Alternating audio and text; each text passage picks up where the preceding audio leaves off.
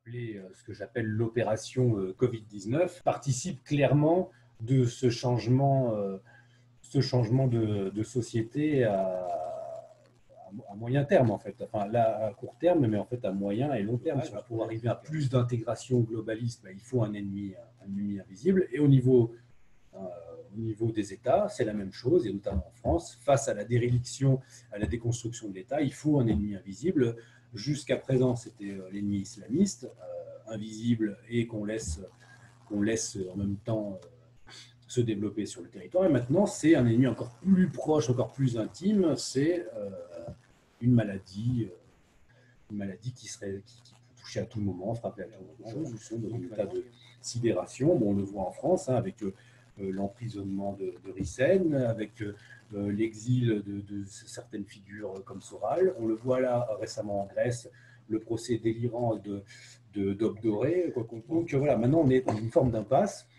Le pouvoir va serrer la vis au maximum.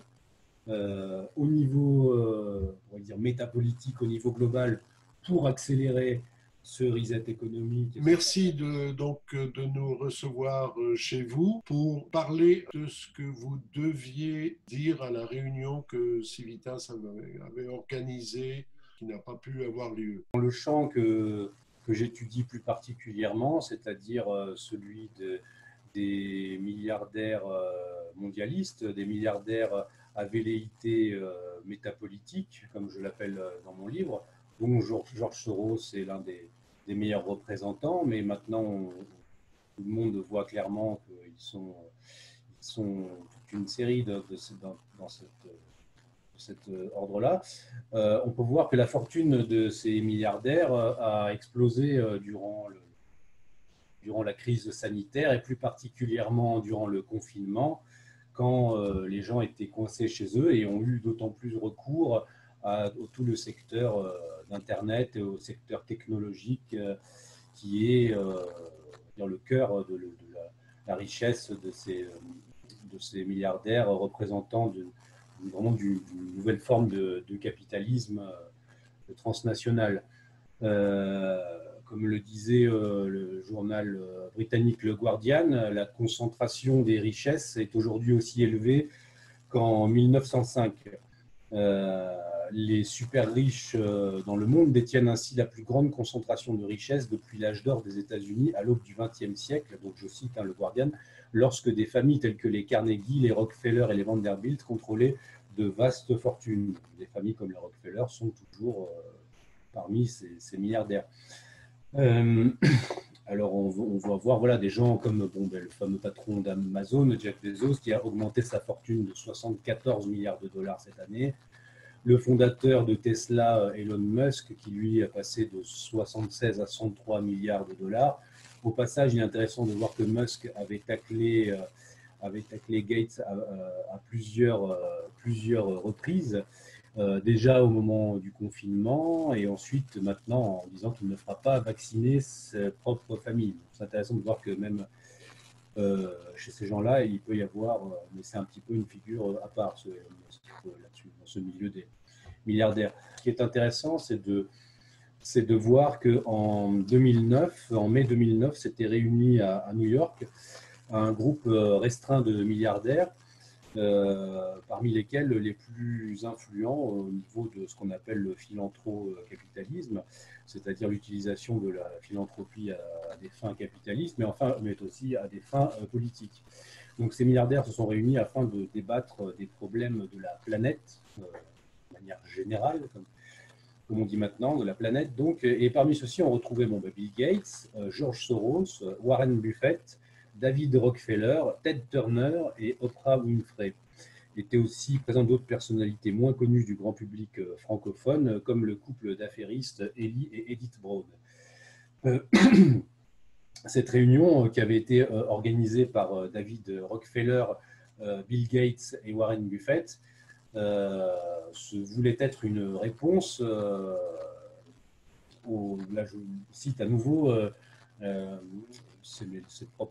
propre résumé de cette réunion, une réponse au ralentissement économique mondial et aux nombreuses crises sanitaires et environnementales qui sévissent dans le monde.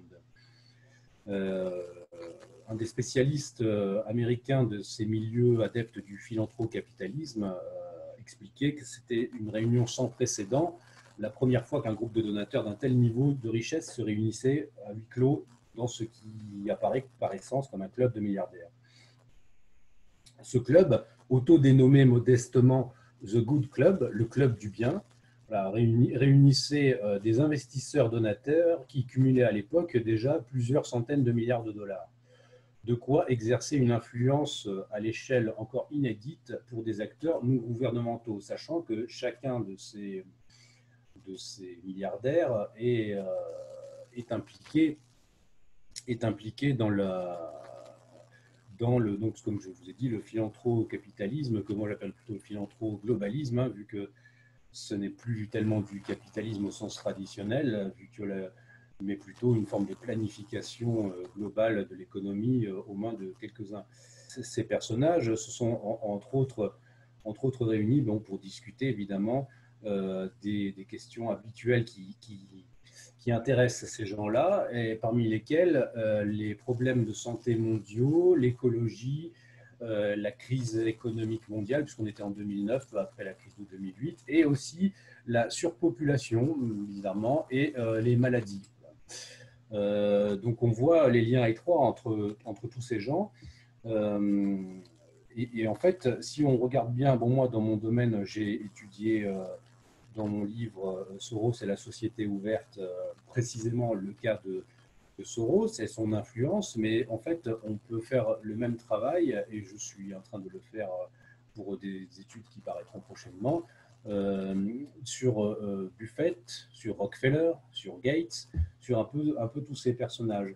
Et on voit, si on regarde bien, que chacun d'entre eux a un champ d'action spécifique. Soros a un champ d'action plus directement politique, au travers du soutien de tout ce que j'ai exposé dans mon livre, dans mon étude sur les révolutions de couleur à travers le monde, les changements sociétaux, l'immigration de masse, les moyens de faire tomber les régimes opposés aux intérêts de ces milliardaires et de leurs projets politiques de gouvernance globale post-étatique. Donc voilà, ça c'est le champ d'action plus de Soros. Gates, lui, s'est spécialisé dans les questions de santé publique, de médecine, et au travers notamment d'un agenda axé sur la priorité vaccinale et sur aussi le planning familial et le contrôle et la régulation des naissances. Warren Buffett, qui est, je crois, actuellement la quatrième fortune mondiale avec 76 milliards de dollars, alors que Bill Gates, lui, je crois, est à 98 milliards de dollars. Warren Buffett, donc, lui, s'est spécialisé dans les questions environnementales. Il est aussi membre du conseil d'administration de la fondation Gates, de Bill et Melinda Gates.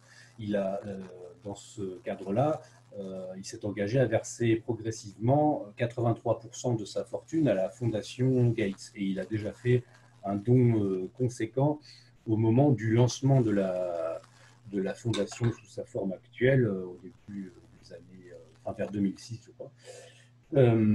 Donc tous ces gens sont interconnectés et ont chacun finalement un champ d'action. Warren Buffett, lui, donc, était aussi impliqué dans le financement des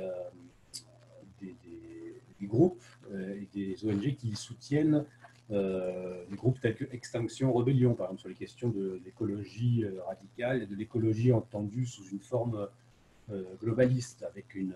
Et tous ces gens, en fait, ont un agenda commun qui est basé sur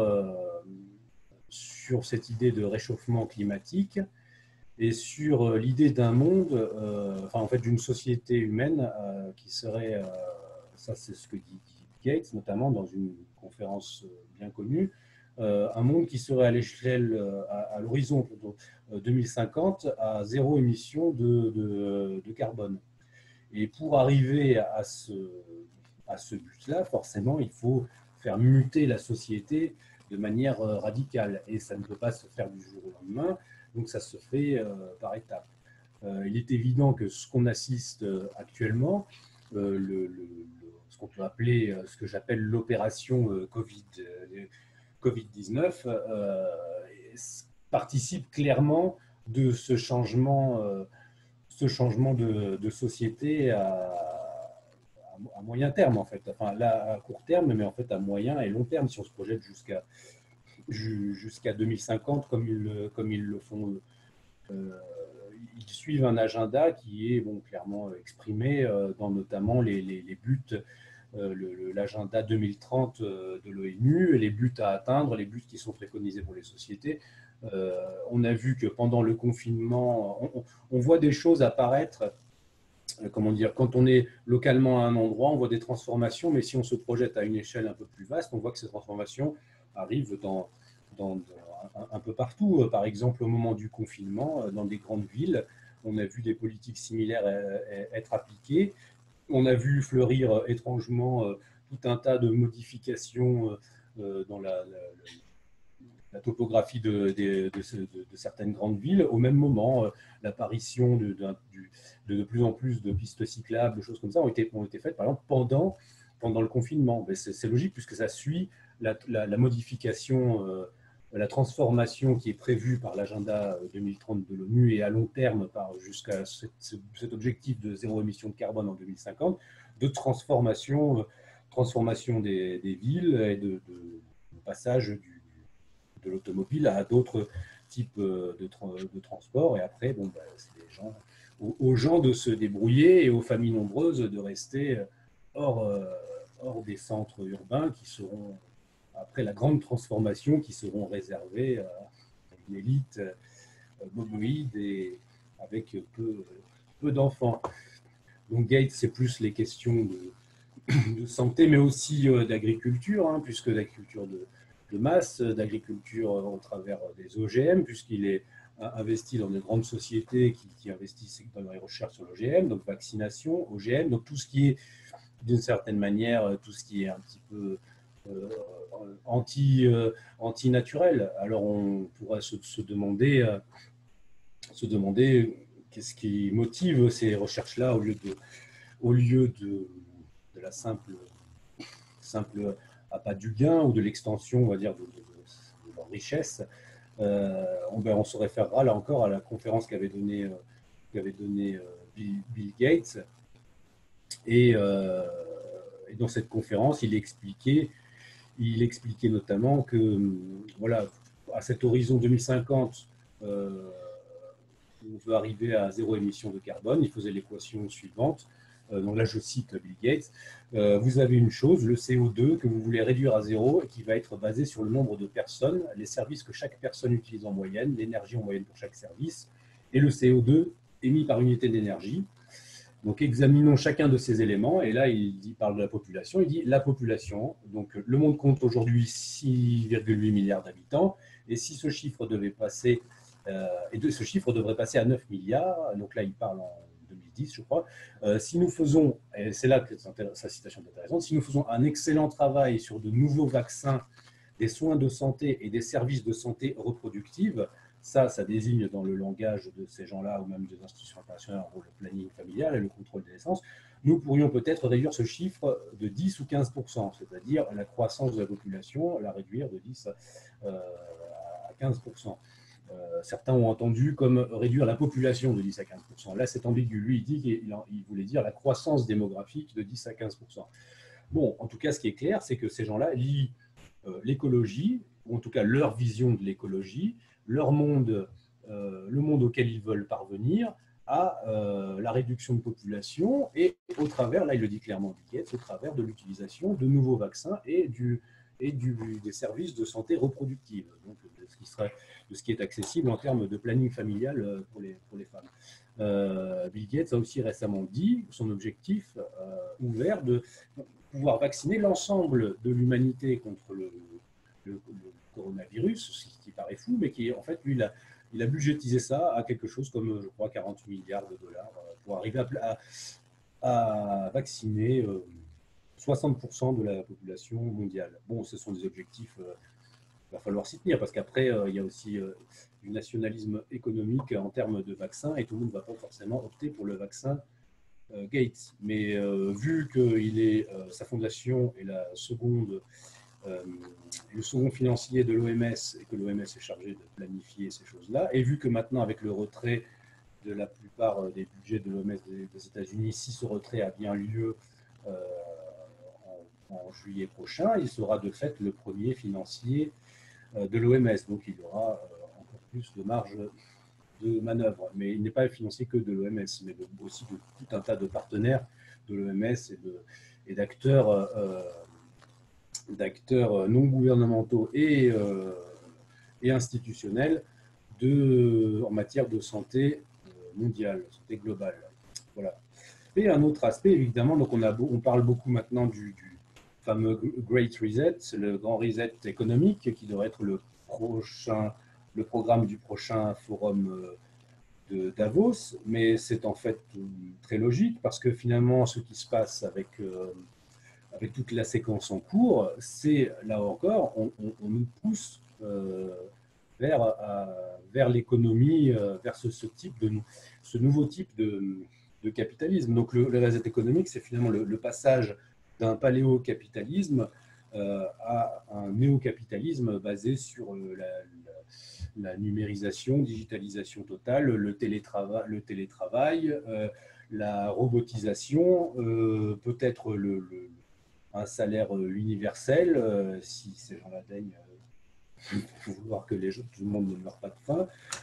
Voilà, et sur des secteurs entiers qui vont être rachetés par des acteurs privés, la restauration, tout ça, c'est une hécatombe, donc forcément des gens se préparent déjà à investir là-dedans. Et en fait, on a vu aussi à la faveur du confinement et de la crise ce capitalisme, ce néo-capitalisme basé sur la technologie, sur la santé et aussi sur les biotechnologies et sur la médecine, vraiment prendre encore plus d'essor et littéralement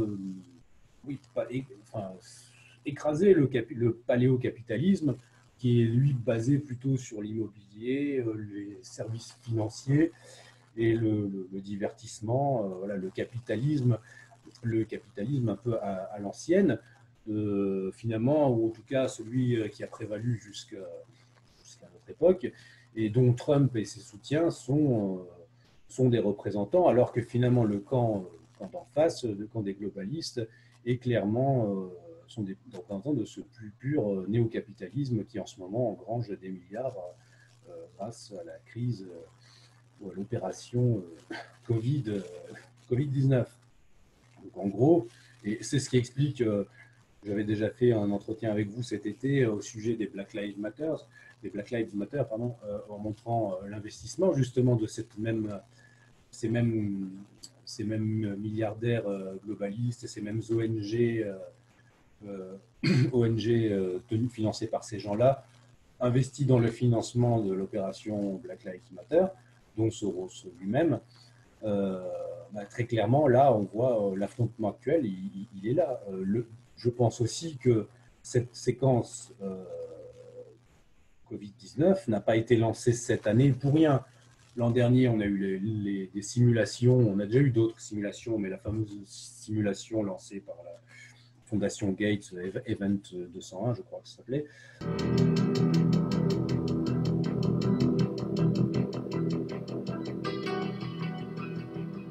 Ce n'est pas pour rien. Maintenant, c'est cette année, cela a été fait pour aussi casser le résultat de Trump et casser en fait toute cette logique, tout ce camp souverainiste mondial, si on veut, qui se polarisait toujours plus autour de la révolution réellement au niveau des relations internationales qui était en train d'effectuer Donald Trump et les États-Unis sous l'administration Trump. On a quelque chose historiquement d'inédit qui se passe depuis l'élection de Trump, depuis la précédente élection de Trump, puisque le globalisme s'est appuyé traditionnellement sur les États-Unis sur l'Empire britannique avant la Seconde Guerre mondiale, et puis vraiment sur les États-Unis à partir de la Première, encore plus à partir de la Seconde Guerre mondiale, pour asseoir son influence sur le monde. ce qui se passe depuis l'arrivée de Trump, c'est que des secteurs justement, on pourrait dire, de ce paléo-capitalisme, dont Trump est un représentant lui-même, puisque lui, c'est quelqu'un qui a fait finance dans l'immobilier, donc dans quelque chose qui n'est pas lié au secteur, immédiatement lié au secteur de la biotechnologie, de tous ces produits-là, et d'Internet, des médias et tout. Donc, en fait, lui était plutôt dans les médias traditionnels à l'époque. Mais donc, on a cet affrontement-là, on va dire, entre ces deux forces historiques. Et on a, pour la première fois depuis la Seconde Guerre mondiale, les États-Unis qui se découplent, en fait, les États-Unis qui se découplent du globalisme, et qui sont en train de rentrer dans une phase volonté de maintenir leurs acquis évidemment face à l'émergence de cette gouvernance globale appuyée par ces milliardaires démocrates aux États-Unis et ailleurs, et aussi face à la Chine. La Chine, en fait, on a eu jusqu'à il y a peu en fait une gouvernance globale qui avait deux piliers, qui avait vraiment en fait les États-Unis et la Chine, et l'Union européenne comme marché, on va dire comme marché, principal marché pour ces deux piliers. Et en fait, maintenant, la Chine ayant tellement monté, alors on présente, il y a souvent des gens, des souverainistes qui vont présenter la Chine comme une puissance antagoniste de ce nouvel ordre mondial globaliste, mais ça n'est pas le cas. Parce que sans tout le travail qui a été fait au sein des institutions internationales pour abaisser les droits de douane, pour faire monter la Chine au niveau de l'Occident, elle n'aurait jamais pu prendre cette importance-là au niveau géopolitique et économique. Donc, la Chine a une influence vraiment, vraiment prépondérante maintenant au sein des institutions internationales et au sein de l'ONU. Et c'est pour ça aussi que les États-Unis maintenant attaquent de plus en plus ces institutions et l'ONU. Donc, la Chine a prévu à l'horizon 2049, qui sera la date anniversaire de la fondation de la République populaire de Chine, d'être devenu un nouveau centre de gravité de la globalisation et peut-être le principal. Forcément, pour arriver à cela, il faut que les États-Unis descendent. Et ce qui se passe avec Trump, c'est que les États-Unis de Trump, en tout cas, ne veulent pas descendre. Ils veulent rester, voire reconquérir leur partie de leurs prérogatives économiques. Ce qui est à noter aussi d'intéressant sous Trump, c'est que même si beaucoup dit oui, il ne tient pas ses promesses électorales et tout, peut-être, mais en termes même d'engagement justement impérial à l'extérieur, il n'a pas déclenché de nouvelles guerres, hormis des parasitages sur des puissances, on va dire, comme le Venezuela et autres, mais il n'a pas engagé directement l'armée sur d'autres terrains d'opération. Et c'est qui est quand même une première si on regarde depuis l'effondrement du monde bipolaire et du monde. J'avais publié un article sur le site Strategica que je retrouve, voilà, qui disait: est-ce que les démocrates accepteraient-ils de perdre les élections? Parce qu'en fait, il y a un think tank qui s'appelle le Transition Integrity Project a fait une sorte de sondage et on fait une projection qui démontre que finalement non. C'est-à-dire que dans les médias, on montre souvent que Trump refuserait un peu possible résultat qui ne lui conviendrait pas, mais en fait, c'est aussi le cas pour les démocrates, et c'est peut-être même sûrement plus le cas pour eux, compte tenu de tout ce qui a été entrepris cette année pour saper la présidence Trump et son bilan qui était positif notamment en faveur des populations afro-américaines, puisque le chômage chez ces populations n'a jamais été aussi bas que sous l'administration Trump.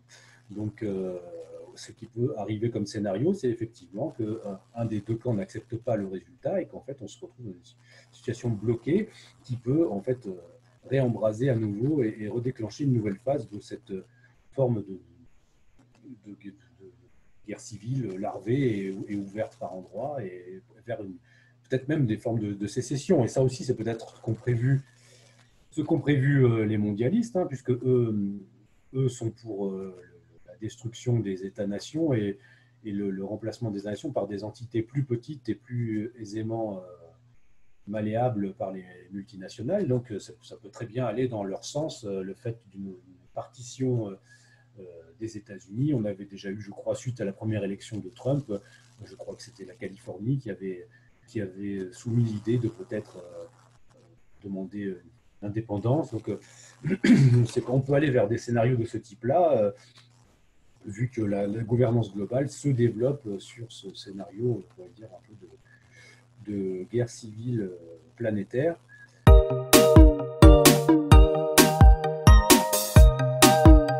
Il faut voir quels sont les différents objectifs de cette séquence du Covid-19, attendu que, bon, voilà, si maintenant on se base sur la mortalité réelle, sur tout ce qui est exposé par des gens, voilà, comme Raoult et tant d'autres dans le monde, on comprend très bien que cette pandémie est amplifiée et donc utilisée. On voit qu'elle sert plusieurs objectifs. Comme je vous ai expliqué, passer d'une forme de capitalisme, de paléocapitalisme à néocapitalisme, passer d'un pouvoir où en fait là actuellement se rebellent les États-Unis et l'administration Trump, passer de ce pouvoir encore basé partiellement sur les États à encore plus de gouvernance globale. Il est intéressant de voir que sur cette séquence du Covid-19, aucun État ou aucun chef d'État n'a tenu une narration alternative, mais frontalement alternative, ou plutôt antagoniste, on pourrait dire, à celle qui a été proposée. Et on a vu dans tous les pays du monde, sauf quelques-uns qui ont appliqué des politiques différentes, être tenu en tout cas le même discours, y compris dans des pays, même des pays en guerre. Récemment, je voyais encore les images en Syrie, où en Syrie actuellement il y a des attentats, enfin des incendies plutôt, des incendies criminels qui sont menés de manière comme une forme de guerre hybride subversive. Eh bien, même quand le président Bachar al-Assad va visiter les gens sur place, il porte un masque, les officiels portent un masque. Donc même dans des pays en conflit comme la Syrie, on avalise cette narration du Covid. On a vu, je regardais au Kenya, en Inde, enfin dans des pays qui ont même d'autres difficultés qu'une grippe, on avalise aussi ça. Donc on voit qu'il y a vraiment une capacité de la gouvernance globale d'imposer cette narration. Et on a eu le président Loukachenko en Biélorussie qui a été finalement le seul à frontalement refuser cette narration, qui est peut-être une des raisons pour lesquelles il subit actuellement cette tentative de déstabilisation, et qui a dit que je crois que la Banque mondiale lui avait proposé quasiment $1 milliard s'il bloquait son pays comme l'Italie, selon ces termes. Donc c'est peut-être une des raisons pourquoi tout le monde suit finalement. Mais, et ceux qui ne suivent pas, finalement, bon, même Trump au début n'a pas trop suivi, Bolsonaro non plus, mais en fait, ces chefs d'État qui n'ont pas voulu suivre au départ cet agenda-là n'ont concrètement pas pu empêcher les mesures de confinement d'être tenues dans les États ou dans les régions de leur État. Donc on voit que là-dessus, c'est quelque chose qui s'est imposé au niveau global à la faveur, je pense, de la dépendance de tous les systèmes de santé des différents pays au système de santé globaux et intégrés de la gouvernance globale à travers de l'OMS et de toutes ces agences qui influencent l'OMS et qui, elles, ne sont pas gouvernementales, elles sont des acteurs privés comme la Fondation Gates et autres. pour cela, donc voilà, on a vu un des objectifs, donc c'est le passage de forme de capitalisme à un autre, d'une accélération de la gouvernance globale. Et on voit aussi, après, ce qui est intéressant, c'est que chacun a avalisé cette narration du Covid-19 à son niveau pour s'en servir localement selon son agenda. Et on a ainsi vu chaque petit léviathan, si je pourrais dire, chaque État utiliser cette narration selon son intérêt. On a vu même Erdogan au moment où qui est actuellement en difficulté, qui donc joue à fond la carte de l'islamisme ou du pantouranisme et du nationalisme turc. Au moment de la prière à l'inauguration de Sainte-Sophie en mosquée, porter là aussi le masque avec tous les officiels. Donc on joue les fiers à bras et les néo-ottomans, mais on met son petit masque Covid. Voilà. Et tout le monde fait la même chose à son niveau et chacun utilise de l'urgence, les plans d'urgence Covid pour finalement les intérêts immédiats de son État et renforcer son pouvoir qui est en plus, et de fait, les pouvoirs de tous les États sont effrités à mesure que monte cette gouvernance globale. En France, on est dans une séquence qui est absolument hallucinante et qui fait suite.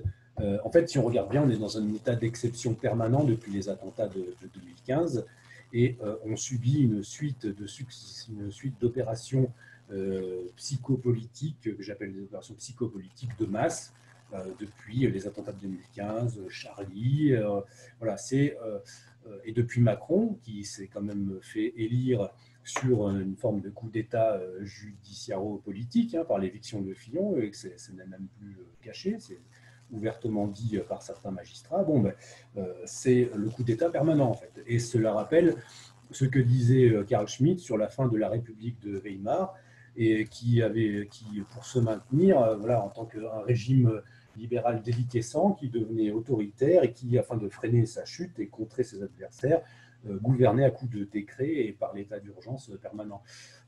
On est dans quelque chose comme ça. On a eu la révolte des Gilets jaunes, qui est un peu une forme de notre 1905, si on veut, qui a été réprimée violemment.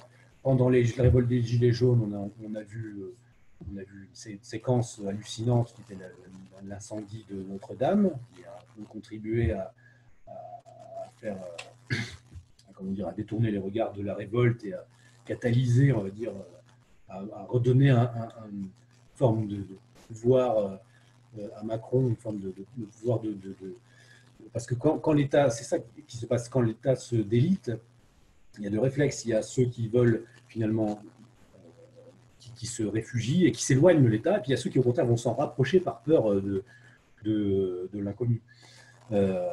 Et clairement, là, la séquence Covid, et notamment les masques, et tout, cela vise à créer presque une forme de religion civique ou de religion politique, de biopolitique, en fait, face à tout cette... Macron parle de séparatisme, mais qui organise le séparatisme, si ce n'est les gouvernements successifs et leur politique de perte de souveraineté de la France et de déconstruction de l'État.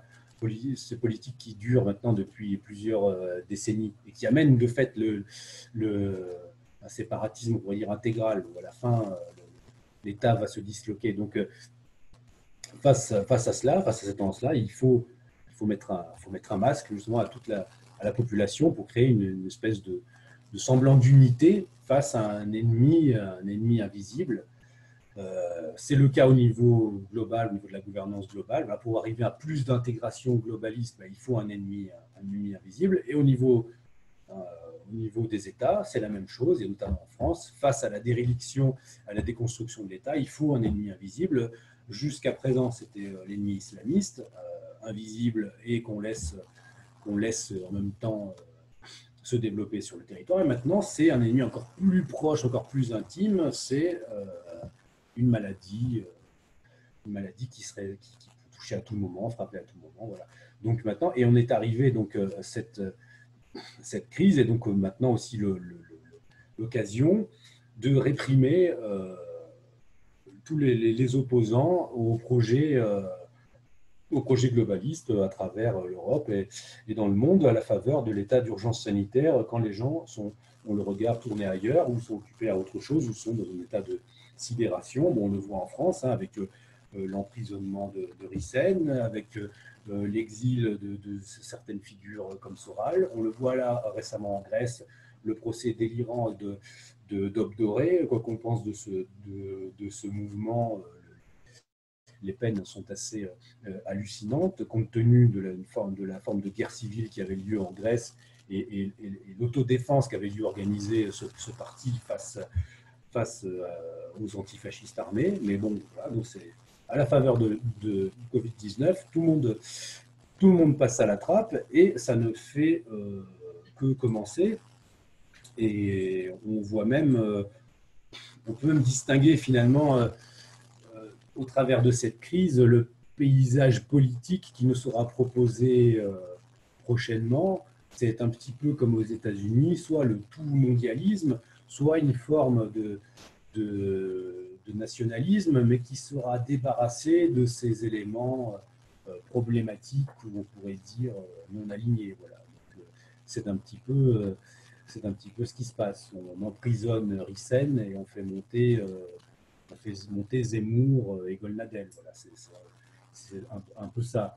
Quoi qu'on pense des uns ou des autres, clairement, on va vers ça. Certains sont libres, d'autres sont enfermés. Il faut se demander qui est. Quand on enferme quelqu'un, il y a peut-être des raisons. Ce qu'on reproche à Rissen, voilà, je vais parler ça un peu en aparté, mais on parle beaucoup de ses écrits. Non, moi je pense que ce que le pouvoir reproche à Rissen, c'est son investissement dans les Gilets jaunes.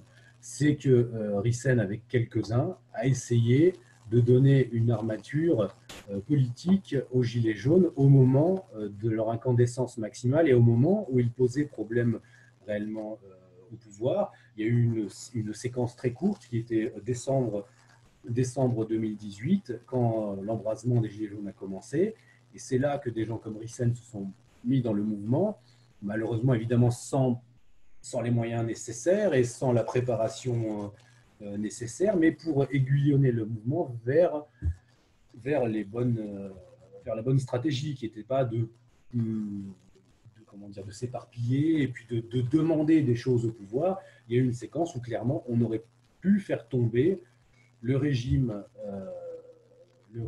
Macron, et en fait, moi, ce que j'appelle le gouvernement d'occupation globaliste, le GOG, si on veut, un acronyme amusant. Alors, faire tomber ce gouvernement d'occupation globaliste était possible dans une courte séquence qui allait, en fait, de décembre 2018 à éventuellement janvier, peut-être février, et en fait, où nous étions quelques-uns à dire qu'il fallait concentrer les forces sur des cibles précises et ne pas se disperser, ne pas se laisser avoir à commencer à errer comme ça dans les villes et surtout à demander quelque chose du pouvoir. Il y avait une autre séquence qui aurait été possible, c'est si à ce moment-là, la manif pour tous avait été redéclenchée.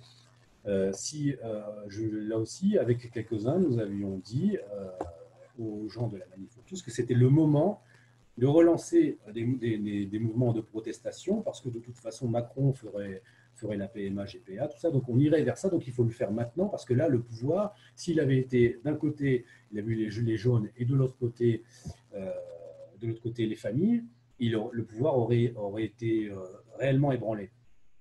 On va dire, personne n'a anticipé ce mouvement. Voilà, quelqu'un comme Rissen est allé au feu. Maintenant, il en paye les conséquences. On va dire comme Aube Dorée en Grèce. Le problème, c'est qu'en France, les gens qui avaient un petit peu d'armature et d'organisation pour le faire n'y sont pas allés. Et maintenant, la répression commence. Il ne faut pas s'étonner finalement. Le pouvoir a eu très peur à ce moment-là. Maintenant, il va réprimer et il va nous asphyxier par tous les moyens possibles. Et on voit maintenant, il va essayer de maintenir les minimum peut-être vitaux de fonctionnement. Et on voit maintenant, voilà, couvre-feu, masque partout, impossibilité de se réunir. On est dans un pouvoir qui veut, voilà, comme disait récemment Estrosi lui-même, qui appelle à la création d'un bloc central. Voilà, on est face à un bloc central, un bloc élitaire qui se durcit face au bloc populaire qui s'était constitué à la faveur des Gilets jaunes.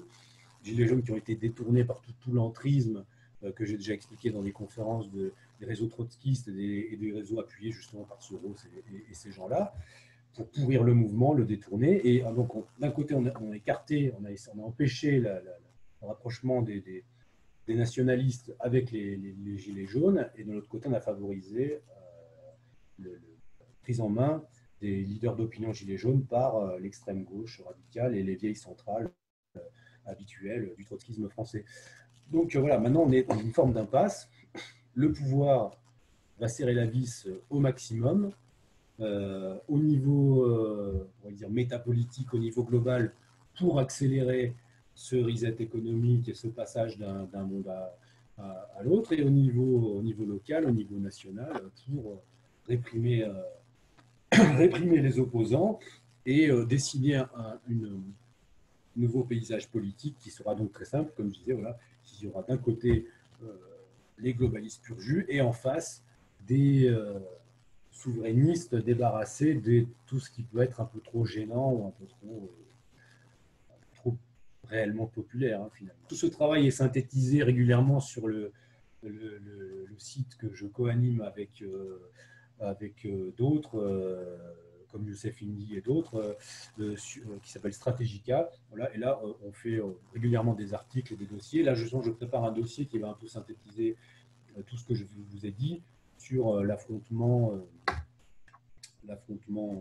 entre ces deux forces, hein, entre les forces qui sont autour de Trump et les forces globalistes. Alors, c'est pareil. Moi, je fais toujours des analyses qui essayent d'être le plus réaliste possible.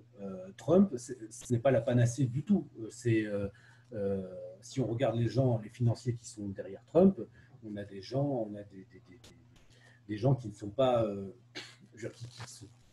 qui sont pas des vrais patriotes, on pourrait dire, ou des gens, on a toutes sortes de gens. En fait, on a un affrontement au niveau global, enfin, en tout cas aux États-Unis, entre ce que je vous ai dit, un paléo-capitalisme, donc des forces qui ne. Et un néo-capitalisme globaliste qui veut accélérer la marche vers la gouvernance globale à tout craint. Et pour nous, notre intérêt, c'est évidemment, malgré tout, même socialement, en tant que classe, nous, les classes populaires, notre intérêt s'identifie plus immédiatement à l'intérêt de ce que défend Trump. Mais par exemple, au niveau de la politique internationale, tout ce qui se passe au Moyen-Orient, mais ce n'est pas quelque chose, c'est pas un agenda qui peut être défendu par des nationalistes européens conséquents. Voilà. Mais même malgré cela, Trump n'est pas aussi va-t-en-guerre que le camp démocrate. Même si, par exemple, Netanyahou peut appeler Trump une nouvelle Esther qui va donner finalement, qui va réaliser presque les promesses faites à Israël de manière un peu mystique. Malgré cela, il n'est pas aussi belliciste et va-t-en-guerre que d'autres. Mais il a clairement un plan de consolidation du Likoud en Israël et un plan de dissolution de toute forme d'opposition régionale à terme au Grand Israël. C'est ça qui est en train de se passer, notamment à travers le plan de Jared Kushner. Plan très brillamment pensé d'ailleurs, hein, qui prévoit vraiment de faire des poches, hein, des entités palestiniennes qui seront dissous un peu au cœur d'un État, mais qui seraient censées être interconnectées entre elles, et qui prévoit en fait la normalisation avec tous les pays arabes environnants par l'économie. Ce qui est bien vu. On est, avec des gens comme Jared Kushner, c'est aussi ça la différence peut-être avec on pourrait dire le national-sionisme américain, c'est qu'on a des gens quand même très brillants, quand même beaucoup plus brillants que les sionistes hexagonaux, si on veut. On a vraiment des gens quand même, c'est un petit peu un autre niveau. Mais voilà, clairement, l'agenda est là. Donc, à partir de là, il ne faut pas se faire d'illusions. On est dans un affrontement qui est vraiment qui est géoéconomique, mais qui est aussi un affrontement de civilisation entre Trump est aussi le président qui a fait le plus de... J'ai publié là aussi sur Strategica la traduction d'un document en ce sens sur les réalisations pro-vie de Donald Trump. Et là, c'est réellement c'est réellement effectif. Donc il faut être réaliste et voir effectivement là la force qui freine le plus l'avènement de quelque chose, d'un désordre planétaire et d'une guerre civile planétaire totale, c'est malgré tout Trump. Mais ça n'empêchera pas les tendances de fracturation, notamment de la société française à terme. Donc c'est à nous de faire quelque chose. Mais comme nous, actuellement, nous sommes complètement empêchés et réduits à un niveau de soumission politique qui est inédit dans l'histoire contemporaine. Enfin, on n'a jamais vu ça. Enfin, une population qui ne peut plus se déplacer, qui doit mettre un masque tout le temps, enfin on doit se lever avec un masque, s'asseoir sans, enfin, on est dans une aberration complète. Mais ça marche. Enfin, on pourrait même, plus c'est simple, plus ça marche. Plus c'est binaire, plus ça marche. Alors comment on sort de là? Maintenant, ça c'est la prochaine. C'est la question que je pose. Là, je n'ai pas de réponse. Je pose la question. Qu'est-ce qu'on fait face à cela? Parce que toutes les solutions, vous voyez, là récemment, ils attaquent même l'école hors contrat, l'école à la maison. Donc même si vous voulez vous retirer du système, c'est plus possible. On ne vous laissera pas. Ils viendront vous chercher jusque chez vous. Ils viendront paraphraser Poutine. On ira vous mettre le masque jusque dans les toilettes. Voilà.